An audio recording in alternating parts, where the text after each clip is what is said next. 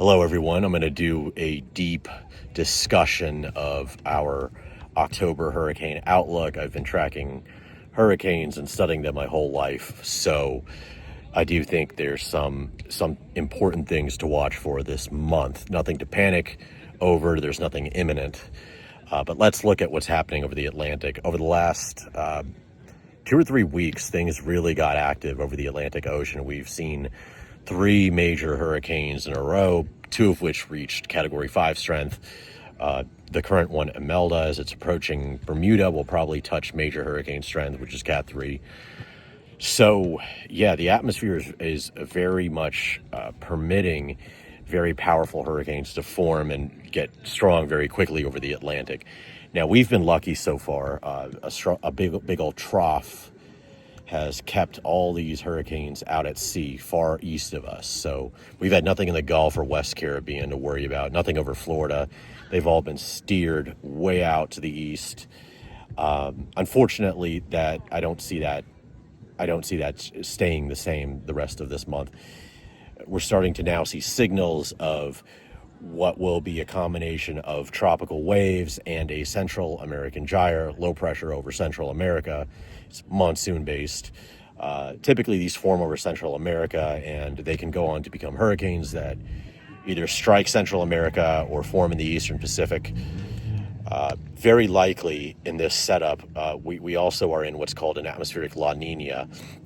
This means the water in the Western Caribbean and Atlantic is a lot warmer relative to the Pacific. So you can imagine sort of where, if the Earth is trying to redistribute its heat, it's trying to take heat from the Atlantic and in the tropics and bring it to the North Pole and sort of redistribute that heat for equilibrium, it's going to want to do that in the Atlantic as opposed to the Pacific. That's an issue for us because hurricanes in the Atlantic are the ones that impact us here in Central Florida and Tampa Bay, generally. So I do think I'm pretty certain now. I know last month I said a 60% chance of a powerful hurricane forming in the Caribbean and then coming up either into Central America or going into the Gulf. I'm going to raise that to 100% because now I'm feeling very confident that we'll see a very powerful hurricane form somewhere in the Western Caribbean or Gulf in the next 3 weeks and become very powerful very quickly. There's high ocean heat content. There's the physics mechanisms of additional moisture and ascent, aka lift. That's how you get thunderstorms to develop and blow up. There's low relative shear in the Caribbean and Atlantic compared to the Pacific, so you're going to see things really blow up there. Now, the next question is, where does it go? So say we see a hurricane form in the Caribbean, and I'm highly confident the Atlantic will see at least 3 or 4 more major hurricanes, at least 2 in the Caribbean and Gulf. So the big question is, let's say they form. We get a hurricane in the Caribbean or a Gulf. Where do they go? So there's 2 options. One, get a big old building ridge to the north, shoves it into Central America. That'll be horrible for them, a lot of flooding for them. But we stay quiet and we escape 2025 with no hurricane issues. However, there's just as much, if not a slightly higher chance that something could form down there and then get steered towards Cuba, the Bahamas, South Florida, us here in Tampa Bay. Obviously nothing is formed, so you can't narrow down a specific landfall point, but there is certainly going to be something down there that we're going to have to watch mid to late month. Mid-month, not late, mid to late month. We'll go with that, mid to late month. And it may seem like crying wolf, because I've made several videos harping on this Caribbean mischief that has yet to materialize. For everyone else's sake, I hope it doesn't materialize, because a lot of people are still recovering from hurricanes last year's wreckage with Debbie, but especially Helene and Milton.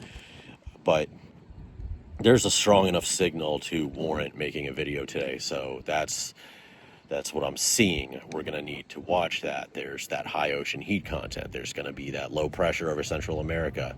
There's going to be upper level anticyclones. What that means in layperson's terms is you get moisture getting sucked into the bottom of a developing low, and then you get that mass being evacuated or pulled out of the top. So when that happens, the pressure falls and air can come in and rush in at the surface to replace the moisture that's been pulled out of the top.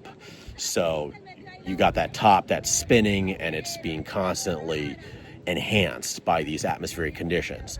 Positive Madden Julian oscillation, that's ascent, that's lift, that's thunderstorm production. We have a Kelvin wave, convectively coupled in layperson's terms. That's just waves that bounce off the ocean that are connected to atmospheric waves that bounce off of continents that also help thunderstorms form. So all these factors are coming together to produce what I am certain will be an outbreak of hurricanes in the Caribbean and Atlantic, continuing through mid to late October.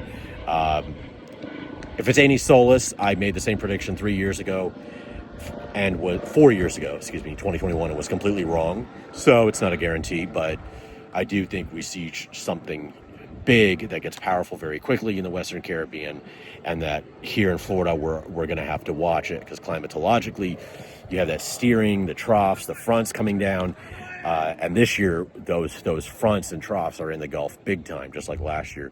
So you get something in the Caribbean or Gulf, there's going to be a strong tendency for it to get uncomfortably close to a lot of people here. So definitely something to watch, putting out this sort of alert video.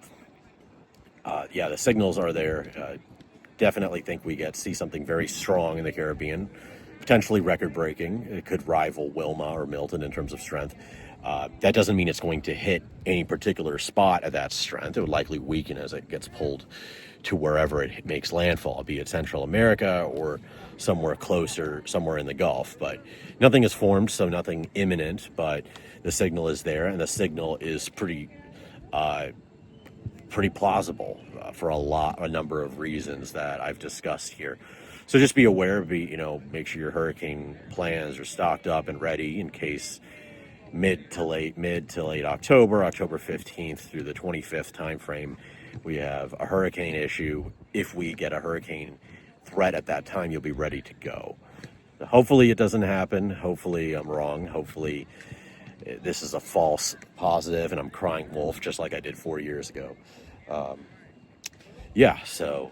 out here on this jetty enjoying some nice wind gusts coming out of the north with the St. Petersburg Pier in the background. Well, have a good night, everyone, and be prepared for late hurricane season just in case. Better safe than sorry.